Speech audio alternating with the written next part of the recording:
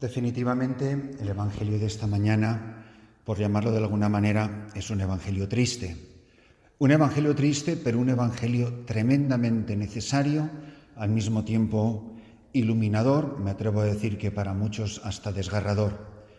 El contraste no puede ser más terrible, más tremendo, con los Evangelios que hemos escuchado en días anteriores, donde contemplábamos a muchedumbres desorientadas, hambrientas, heridas, enfermas, pero con la suficiente humildad como para reconocer en esta persona la esperanza de mi vida, aunque fuera la esperanza para mis necesidades más inmediatas, como podría ser la salud, la enfermedad, etc.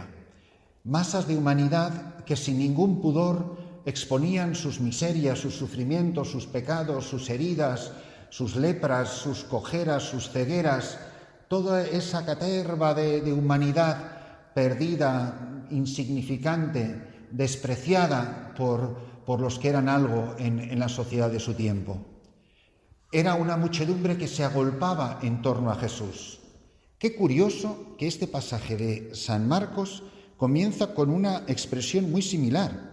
Dice, en aquel tiempo se reunieron junto a Jesús los fariseos y algunos escribas venidos de Jerusalén. ¿Venían a poner en él su esperanza? Para nada. ¿Venían a ser perdonados? Perdonados nosotros si somos perfectos. ¿Venían a pedir un milagro? ¿Venían a pedir la curación de algo? Alguno de ellos a lo mejor estaría enfermo de algo. Para nada. Venían con la lista de los mandamientos, de los preceptos y de las costumbres y con el bolígrafo o la pluma de avestruz de su tiempo a ver si este personaje cumplía con todo lo establecido en los preceptos de la ley y en las costumbres de los rabinos y de las tradiciones del pueblo. Aparece unas 4 veces, yo nunca me había fijado en esto, lo tengo que admitir, aparece en unas 4 veces la expresión preceptos humanos, que está en contraste con una vez que Jesús habla del mandamiento de Dios. Y además esos preceptos humanos, que no son preceptos pecaminosos, pero sí preceptos humanos que están en contraste, que debilitan, que imposibilitan el mandamiento de Dios. Anuláis el mandamiento de Dios por mantener vuestra tradición. Usa al menos 4 veces la expresión tradición, tradición, tradición, algo que en sí mismo es importantísimo para nosotros, porque la tradición, de hecho, es una de las fuentes de la palabra de Dios. Pero obviamente aquí se está refiriendo vuestras tradiciones, tradiciones humanas, no precisamente fruto de la revelación. Y en este sentido, la humanidad, y para ser más específicos en la Iglesia, desde el Papa, los obispos, los diáconos, los acólitos, los monaguillos y todo el susum corda, básicamente nos dividimos en 2 grandes grupos, así dicho a lo bruto y como una caricatura. Está el grupo de los que piensan que si algo es antiguo, si algo es tradicional de hace muchos años y hace muchos siglos, es bueno y es estupendo. Y a eso es a lo que tenemos que vivir y, si me apuran más, eso es a lo que tenemos que volver. Y está el otro grupo, que los que piensan que todo lo nuevo es estupendo. Y si algo es viejo, si algo es antiguo, si algo se ha practicado durante muchos años o muchos siglos, ya está rancio, está pasado de moda, no le dice nada a los jóvenes, no le dice nada al mundo de hoy. Y por lo tanto, fuera con ello.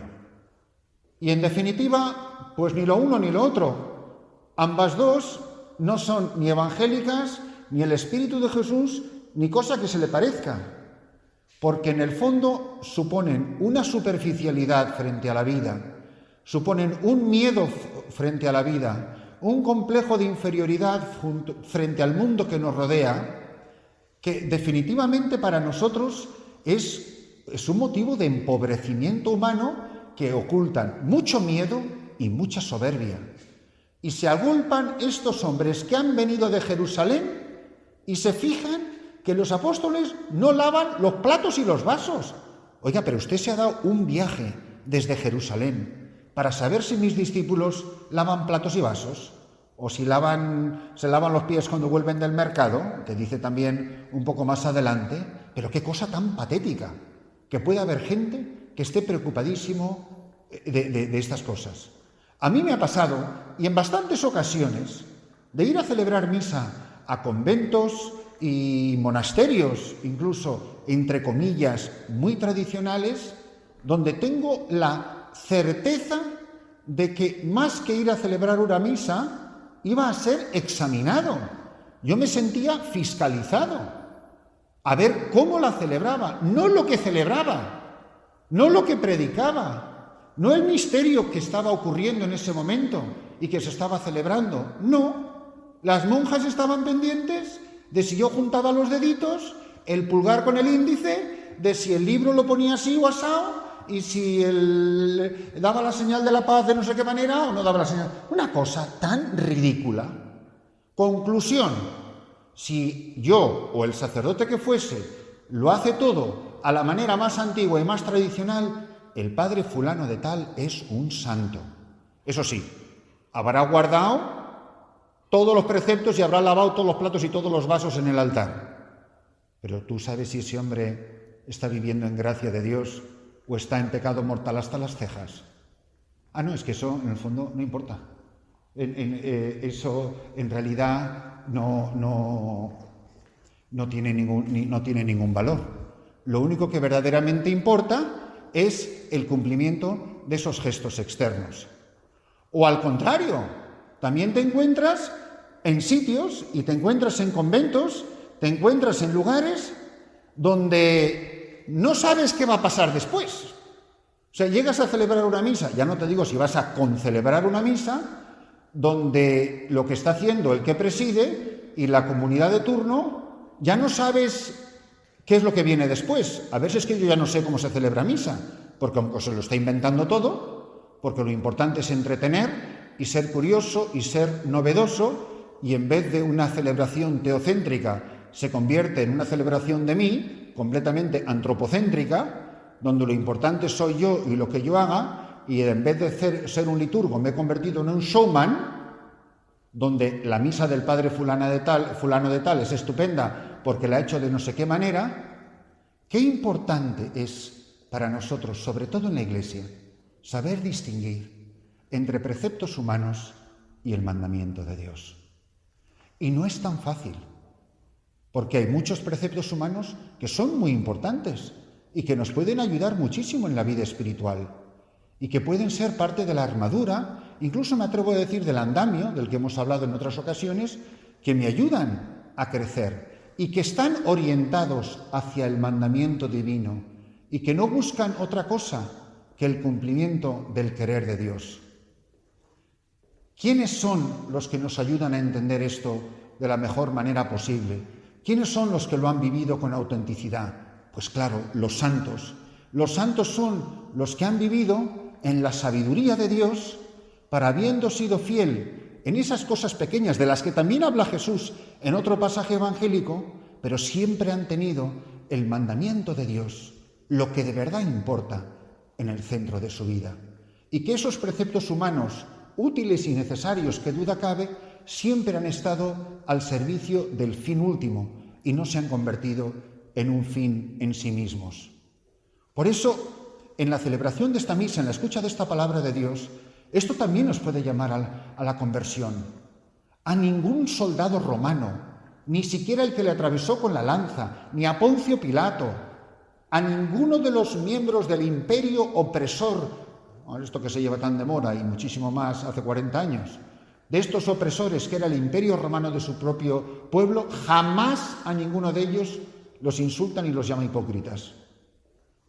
¿Ha llamado alguna vez Jesús hipócrita a algún leproso, o algún ciego, o algún cojo? ¿Llamó hipócrita a María Magdalena, de la que dice el Evangelio que expulsó 7 demonios? En días pasados hemos escuchado a Jesús liberando a gente del poder del demonio. ¿Los llama alguna vez hipócritas? Reserva Jesús sus palabras más duras, que si no las dijera Jesús, ni siquiera nos atreveríamos a creer que han sido pronunciadas por sus labios. reserva sus palabras más duras para la gente religiosa de su tiempo, para los maestros de la ley, para los escribas, para los fariseos, hasta que llega un momento en que la palabra fariseo ya es una cosa mala en sí mismo, como señal de duplicidad, preocuparse mucho de lo externo, pero haber olvidado lo interno. Recuerdo, hace unos años, pero no tantos, en tiempos del Papa Benedicto XVI, que fui a celebrar misa en un monasterio, muy de los que se considerarían tradicionales, y como no voy mucho, a lo mejor un par de veces al año, pues de repente me encuentro el altar lleno de unos candelabros de bronce gigantescos y un crucifijo que casi no me dejaba ver a la gente. Y bueno, pues no sé, le hice un comentario a las hermanas, decir, bueno, ¿y esto?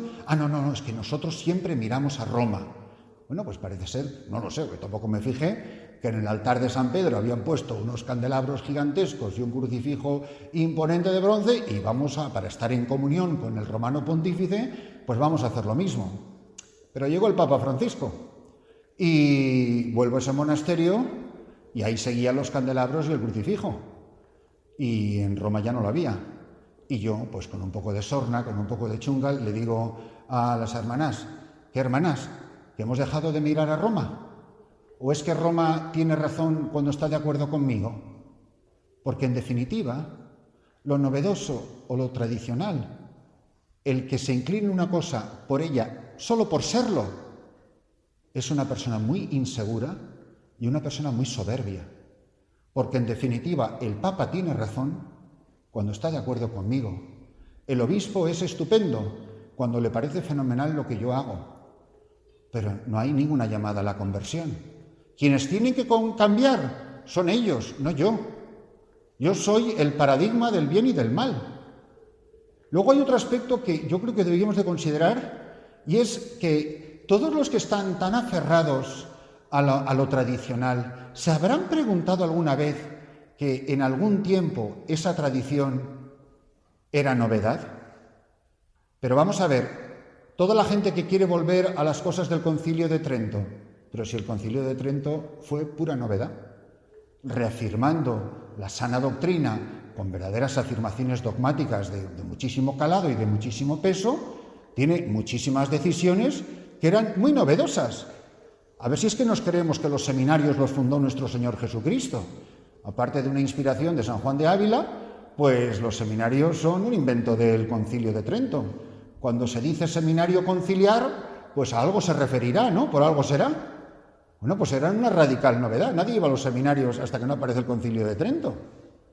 Y si le cuentas tú a quienes están convencidos de que la salvación de la Iglesia es repetir todo lo que dijo el último día del Concilio de Trento, ese concilio y su doctrina, pues cuéntales que el concilio lo convocó un emperador y no un papa. Bueno, obviamente el papa también, pero a instancias del emperador Carlos V, que tenía muchísimo interés en la sana doctrina de la Santa Madre Iglesia y tenía muchísimo más interés en conservar la unidad de su imperio frente a los príncipes alemanes y la Revolución Protestante. Y es así, pero cuéntales a los que quieren volver a eso como si fuese la tradición de hace 2000 años. Oiga, que entre 500 años y 2000 hay bastante diferencia. Y así se podrían dar multitudes de ejemplos. Y cuando se impone la liturgia romana, y se impone, digo bien, supone la abolición de liturgias, o prácticamente la abolición de liturgias antiquísimas, y se reduce a una diócesis la preciosísima liturgia ambrosiana, se reduce a un puñado de capillas en la ciudad de Toledo la liturgia mozárabe, otra joya, y así, o la liturgia carmelitana. Santa Teresa de Jesús, cuando entra al monasterio, celebra la liturgia carmelitana, y luego eso queda prácticamente abolido. Pero bueno, entonces, ¿en qué quedamos? ¿Lo nuevo o lo antiguo? Porque todo lo que es antiguo fue nuevo en su día. ¿Y cuál es la respuesta a esto? Pues, como siempre, la respuesta nos la dan los santos. Los santos son los que saben distinguir entre lo uno y lo otro, y los que saben que el precepto humano está al servicio del mandamiento de Dios. Los santos han sido grandes innovadores, pero de una fidelidad tan extraordinaria a la Iglesia y a la sana tradición. Cuando uno piensa en la novedad de un San Benito, lo que hace San Benito es una cosa extraordinaria. Y cuando introduce la vida monástica de la manera que él lo propone, eso no existía. O a ver si nos creemos que los benedictinos los fundó el mismísimo nuestro Señor Jesucristo siendo su primer abad. O cuando aparecen San Francisco y Santo Domingo. Si ahí la única vida religiosa que había era la monástica. Y se cayeron los muros de los monasterios y salieron los frailes mendicantes a evangelizar por toda Europa y norte de África. Y eso era una radical novedad. Sí, pero una novedad que teniendo una inspiración San Francisco se va en peregrinación con sus frailes y se arrodilla delante del Papa, a quien ni juzga ni condena, sino se postra ante él en obediencia y le presenta una intuición evangélica que recibe el beneplácito del Papa, que podía estar viviendo en toda la pompa y el esplendor, de la cual Francisco no dice nada. Simplemente presenta una propuesta de vida. ¿Que algo no te gusta? No lo critiques, no juzgues, no condenes. Arrepiéntete, conviértete, santifícate. Es el gran aporte de los santos. San Ignacio de Loyola es increíblemente innovador. Como que antes había que reunirse en el coro a rezar la liturgia, pero si somos la caballería ligera de la Iglesia. Pues imaginaros si San Francisco Javier se hubiera tenido que ir a la India con 15 jesuitas porque si no, no se podían rezar los laudes. Pues San Francisco Javier rezaría los laudes agarrado al mástil del barco y vomitando de los mareos que tendría el pobre hombre. Pues anda que no fue revolucionario San Ignacio de Loyola. Y así cantidad de santos, pero siempre en la más profunda comunión con aquellos que tienen el oficio de pastores, con aquellos que son, a nivel de la Iglesia Universal, el Papa, y a nivel diocesano, los supremos discernidores de los carismas y de los modos de vivir en la Iglesia. En los tiempos que estamos viviendo hay muchos jueces y pocos santos, y nos vendría bien a todos preguntarnos, ¿yo de qué lado estoy? Y los lados ya no son dos, lo nuevo o lo antiguo. Lo nuevo son tres, los lados son tres. Hay quien critica lo nuevo, hay quien critica lo antiguo y hay quienes son humildes, son obedientes y quieren ser santos. Y que nosotros hoy, que nosotros esta mañana, nos miremos muy mucho cuánto tiempo estamos perdiendo lavando vasos y platos, cuando Jesús jamás nos ha dicho una sola vez que hagamos nada de eso. Pero sí nos ha dicho, y es la primera de las bienaventuranzas, bienaventurados los limpios de corazón, porque ellos verán a Dios. ¿Queremos que el Señor nos llame hipócritas y dedicarnos a lavar platos y vasos? ¿O queremos que nos diga, ven bendito de mi Padre? Porque eso sí que es un precepto de Dios. Ven bendito de mi Padre, hereda el reino preparado para ti desde antiguo, porque tuve hambre, porque tuve sed, etc. Bienaventurados los limpios de corazón, que no perdamos el tiempo lavando platos y vasos y nos preocupemos de ser santos y de tener limpio el corazón.